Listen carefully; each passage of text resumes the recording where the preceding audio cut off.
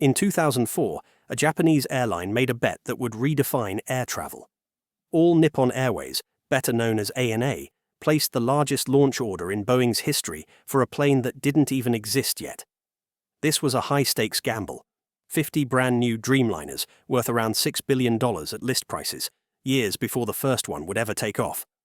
Fast forward, and ANA not only became the first to fly the Boeing 787 Dreamliner, it now operates the world's biggest 787 fleet. The 787 was promised to be a game-changer, a mid-size airliner that burns 20% less fuel than the Boeing 767 it was built to replace. For ANA, that meant huge savings and new routes that were never possible before. But that dream nearly fell apart. In January 2013, smoke billowed from the electronics bay of an ANA 787, forcing an emergency landing and the unprecedented worldwide grounding of every Dreamliner. Yet even in that crisis, ANA didn't quit on the plane it helped create. First, what does it mean to be a launch customer for a new aircraft? Essentially, it's the airline that signs up first to buy a brand new model, often working closely with the manufacturer in design and testing. Launch customers are critical. Their early order signals confidence to the rest of the industry. They often get to influence the plane's design details and in return gain a head start with the new technology. But there's a flip side. They also take on risk. If the aircraft runs into problems or delays, which many new planes do, the launch customer feels the pain first. It's a bit like being first in line for a new gadget. You get bragging rights and input, but you might suffer the early bugs. In the early 2000s, Boeing was formulating an ambitious new jet. The plan wasn't to build a bigger jumbo or a faster cruiser, but rather a fuel-efficient mid-size plane that could fly long distances cheaply. This became the Boeing 787 Dreamliner, a departure from previous designs. Unlike traditional airliners made mostly of aluminum, about half of the 787's airframe is carbon fiber composite, a lighter, stronger material that helped cut weight dramatically. Coupled with new high-bypass engines and advanced aerodynamics, the 787 was advertised as 20% more fuel-efficient than similar mid-sized jets of the previous generation. In an industry where fuel is often the number one expense, a 20% savings is a holy grail. The Dreamliner was also packed with passenger-friendly features, higher cabin humidity and lower altitude pressurization for comfort, larger dimmable windows, and an electrical architecture that replaced many bleed air systems. Equally revolutionary was how it was built. Boeing spread 787 production across a global supply chain of over 50 partners. Major sections, wings, fuselage barrels, etc., would be built in places like Japan, Italy, and South Carolina, then flown to Everett for final assembly. This approach aimed to save money and involve key overseas industries, but as we'll see, it also contributed to delays. At the conceptual level, Boeing's bet was that the 787 could enable a new kind of route network. Rather than using huge jumbos to connect mega-hubs, the traditional hub-and-spoke model, airlines could fly long and thin routes, non-stop flights between smaller cities, profitably. A mid-sized plane with long range would let passengers skip layovers and go point to point. This idea appealed to many airlines in the mid-2000s, and none more so than All Nippon Airways. Why? To answer that, let's look at how ANA became the Dreamliner's launch customer. On April 26, 2004, ANA stunned the aviation world by announcing an order for 50 Boeing 787 Dreamliners. This was the official launch of the 787 program, and ANA's order was huge. In fact, it was the largest launch order Boeing had ever received up to that time. It included 30 short-range 787-3s and 20 long-range 787-8s, a clear sign that ANA intended to use the Dreamliner for both domestic Japanese routes and international flights. For context, ANA wasn't even Japan's biggest airline then. Japan Airlines was larger internationally. ANA was known for its extensive domestic network, so it was counterintuitive that a Japanese domestic carrier would spearhead a cutting-edge long-haul jet. But ANA had vision. They saw the 787 as the ideal replacement for their aging Boeing 767 fleet and a ticket to expand globally without the risk of giant planes. This bold move meant ANA was deeply involved in the 787's development from day one. Boeing and ANA engineers collaborated on design requirements, seating layouts, range, fuel efficiency targets, to ensure the plane would meet ANA's needs. ANA's faith gave Boeing a credible customer to attract others. As ANA's then CEO Mineo Yamamoto later said at the Dreamliner's rollout ceremony in 2007, "Our faith in Boeing's dream was the impetus for this runaway best-selling new aircraft in history." By that 2007 rollout, Boeing had accumulated 677 orders from 47 airlines before anyone had even seen the plane fly, a testament to how persuasive the 787's promises were. And it all started with ANA's leap of faith. Of course, being first in line also meant weathering the storm of delays. And there were plenty. Originally, Boeing had promised ANA the first 787 would arrive in time for the 2008 Beijing Olympics. But developing so many new technologies at once proved challenging. The global supply chain ran into snags, parts arrived late or didn't fit, and Boeing had to redesign sections on the fly. The first flight of the 787 slipped from 2007 to late 2009, and certification took another 18 months.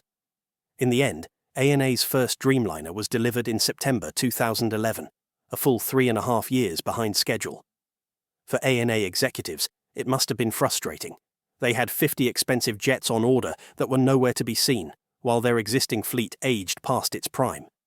Yet ANA stuck with Boeing throughout the delays. As launch customer, they were invited into the testing process.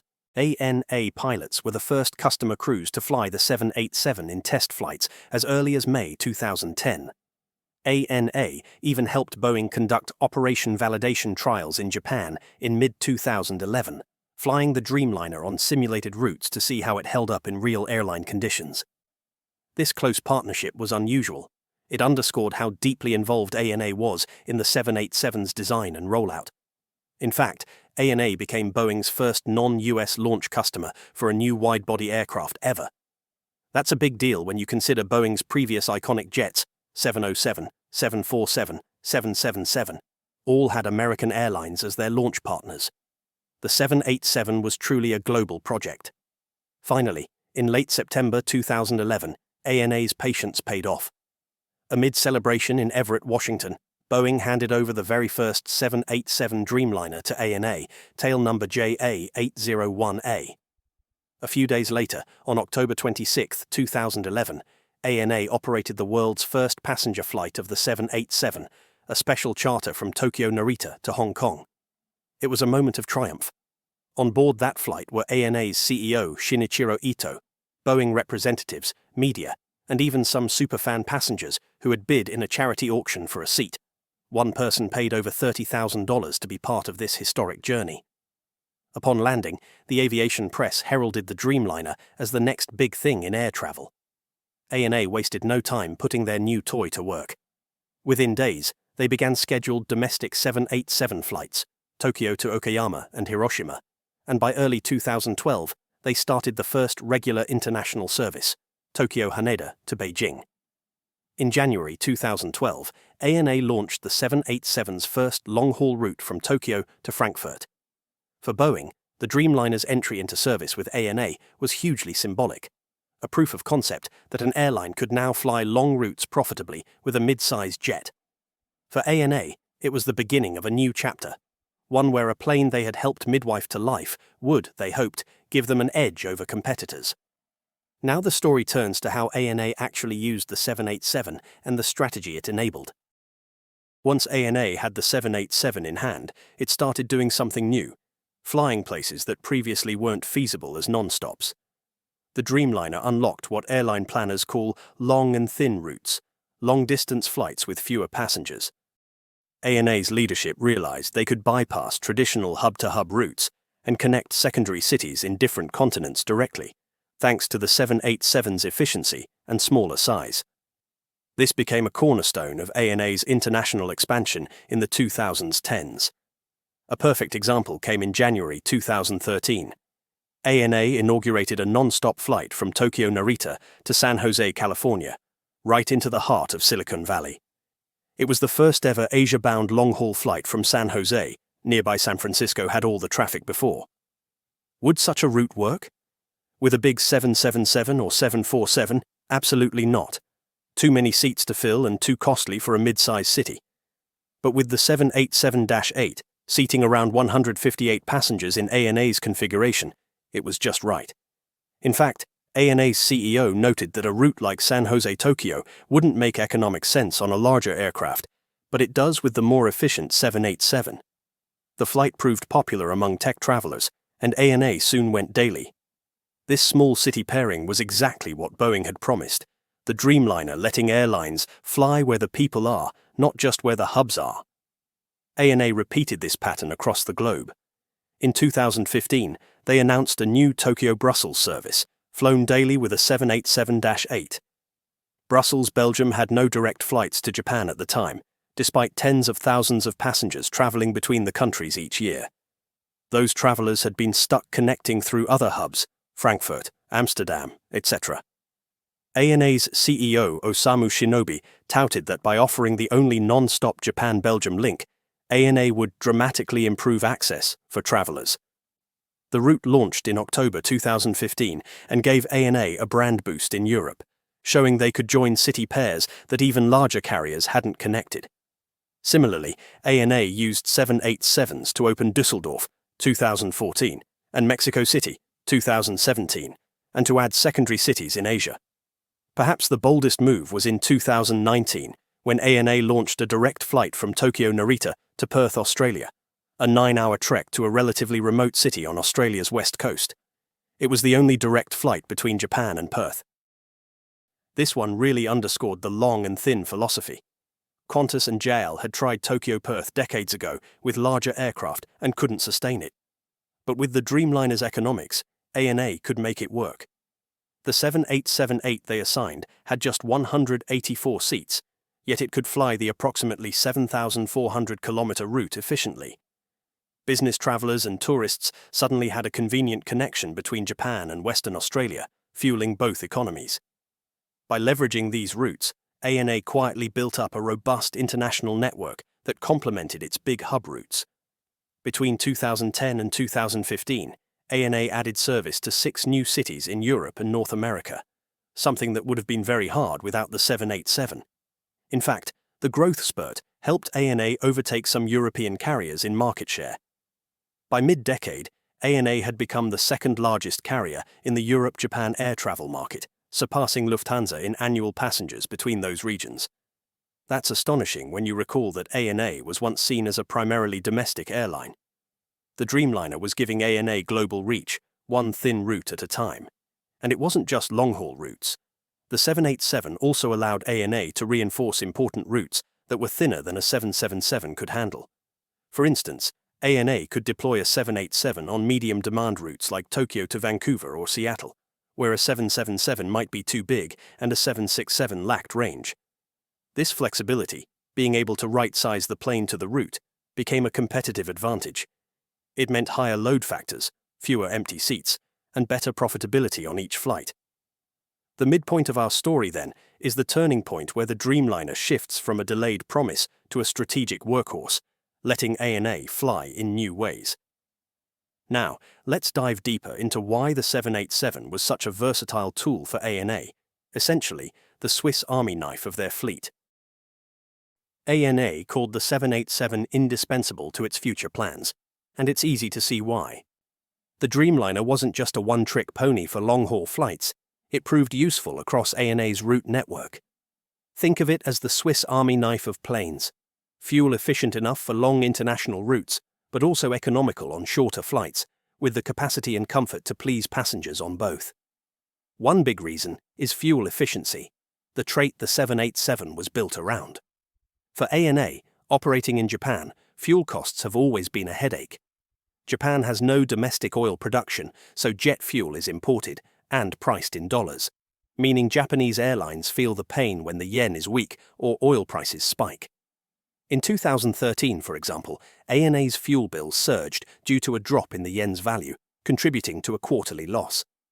Enter the 787. A 20% fuel burn reduction was like a pressure release valve. ANA estimated that once all its Dreamliners were flying, they'd save about 10 billion yen, $130 million, in fuel costs every year. That's real money, roughly equal to the airline's entire net profit in some years. In an industry of thin margins, such savings can decide whether a route is viable or not. We have concrete numbers to illustrate this. Boeing noted that the 7878 was designed to burn 20% less fuel than the Boeing 767-300ER it would replace. For a 14-hour flight, Tokyo to Boston say, at early 2010s fuel prices, that translated to about $13,000 less fuel cost per flight. Multiply that by hundreds of flights a year, and you see how ANA could open routes like San Jose or Brussels and still turn a profit. Even on shorter flights, the 787 had an edge. ANA's analysts found the 787 uses roughly 10% less fuel on a 1 to 2 hour hop compared to a 767. Short flights don't get the full benefit of aerodynamic efficiency, but savings are savings. In Japan's domestic market, where ANA flies high-frequency routes like Tokyo to Sapporo or Fukuoka, that 10% fuel reduction added up, especially as oil prices climbed over $100 a barrel in the early 2010s. But the Swiss Army knife utility of the 787 for ANA goes beyond fuel. It's also about right-sizing capacity and range. ANA structured their 787 fleet with multiple layouts. Some 787-8s were configured in a high-density domestic setup, 240-plus seats with lots of economy, while others had an international layout, approximately 184 seats with premium cabins. The fact that the same aircraft type could be tweaked for different roles was a logistical win. It simplified pilot training and maintenance. A pilot trained on a 787-8 could also fly a 787-9 with minimal additional training, and mechanics carried one common set of spares for many routes. By 2019, ANA had introduced all three Dreamliner variants, the 7878, 7879, and 787-10, into its fleet, making it the first Asian airline to operate every model. Each variant became a tool in a specific niche. The 787-8, the smallest, excelled at thin long hauls and medium routes, and even some domestic flights where its range wasn't needed, but its fuel efficiency was. The 787-9, a stretched version, carried more passengers and became ANA's workhorse for long international routes. With roughly 240 to 250 seats, it started replacing larger 777s on some routes, delivering similar range at lower cost. The 787-10, which ANA introduced around 2019, is the longest variant with up to 330 seats but slightly less range. ANA deployed these on busy regional routes like Tokyo-Singapore and high-demand domestic legs, where capacity was needed but ultra-long range wasn't. Essentially, the 787-10 started to replace aging Boeing 777-300s on shorter services, offering nearly the same capacity with 25% better fuel efficiency per seat. As ANA integrated more Dreamliners, the aircraft quickly formed the backbone of ANA's long-haul fleet. By 2016, just 5 years after first delivery, ANA already operated 50 Dreamliners, more than any airline in the world at that point. Those 787s alone made up a double-digit percentage of ANA's total fleet and an even larger share of its seat capacity. They also became central to ANA's branding. The carrier prided itself on being an early adopter of technology, which resonated with Japanese customers. On board, passengers noticed the quieter ride and nicer cabin atmosphere. Surveys showed higher customer satisfaction on 787 flights, and ANA heavily marketed the Dreamliner's features, like the humidity and the cleaner air, to differentiate itself, especially in business class. It's worth noting that ANA consistently earned Skytrax 5-star ratings starting in 2013 and won Airline of the Year awards in 2013 and 2018. Achievements the airline attributed partly to product improvements, including advanced aircraft like the 787. One reason ANA was so committed to the 787 project is that Japan Inc. itself was deeply invested in the Dreamliner's success. In fact, about 35% of the entire 787 airframe is made by Japanese manufacturers, more than any Boeing jet before it. Key components like the wings, fuselage sections, and doors were designed and built in Japan. For example, Mitsubishi Heavy Industries, MHI, developed and produced the 787's carbon fiber wings, a crown jewel of the design, at its factories in Nagoya.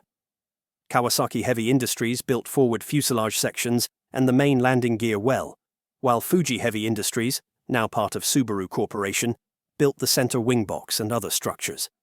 This wasn't just contracting. These companies were risk-sharing partners, investing their own resources into the program. The Japanese government actively supported this industrial partnership. Through groups like the Japan Aircraft Development Corporation, JADC, Japan coordinated its aerospace firms to collaborate with Boeing, and Japanese banks helped finance development. So when ANA stepped up as launch customer in 2004, it wasn't merely buying a foreign airplane, it was also bolstering a national effort to advance Japan's aerospace technology. In a sense, the 787 was partially made in Japan, and that gave ANA extra incentive to see it succeed. It's telling that ANA and Japan Airlines, JAL, historically fierce rivals, both ordered the 787 early. JAL ordered 30-plus Dreamliners not long after ANA, even while in bankruptcy restructuring. There's a strong political and economic tie between Japanese airlines and Boeing going back decades, often attributed to US-Japan relations and Japan's role as a Boeing partner. The 787 took that relationship to new heights. Consider this. Prior to the 787, Japanese suppliers provided about 21% of the Boeing 777's parts.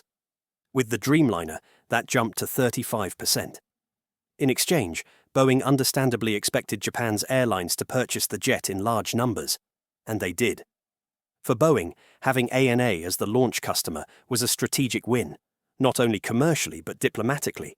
It virtually ensured JAL would follow suit, which it did, locking in Japan as a 787 stronghold. Sure enough, by the time the 787 entered service, nearly half of all Dreamliners flying in the first year belonged to ANA or JAL. Japan was 787 country from the get-go. This industrial connection also explains why, when the 787 program hit trouble, both in development and later with the battery issue, ANA remained loyal. The airline wasn't just a customer, it was a partner. Boeing's then CEO of commercial airplanes, Ray Conner, noted in 2016 that ANA is a valued Boeing customer and has been a vital partner on this program. And in 2019, when ANA received its first 787-10, Boeing's sales VP Isain Mauner said, "We continue to support ANA, which now includes the entire 787 family and will soon include the new 777X, highlighting how the relationship spans multiple airplane programs." In other words, ANA's support of the Dreamliner was tied to Boeing's support of Japanese industry and vice versa, a two-way street. Politically, it's also worth noting that Japan's government likes having its flag carriers at the forefront of aviation technology. Being the first to fly a new high-tech jet in Asia was a prestige item for ANA and for Japan. Remember the spectacle around the 787 rollout on July 8, 2007. The date itself, July 8, 2007, was chosen as 787, broadcast worldwide, with ANA's livery and logo prominently displayed on the prototype. Mineo Yamamoto of ANA spoke at that event about being proud that this epoch-making aircraft will be delivered first to ANA and the people of Japan. That national pride theme ran deep. He even poetically noted it was rather poetic that a plane called the Dreamliner, offering new technology and environmental mindfulness, would help ANA fulfill its mission of offering dreams to people around the world. Clearly, ANA saw the 787 as more than a metal tube with wings. It was a flagship project for showcasing Japanese innovation on the global stage.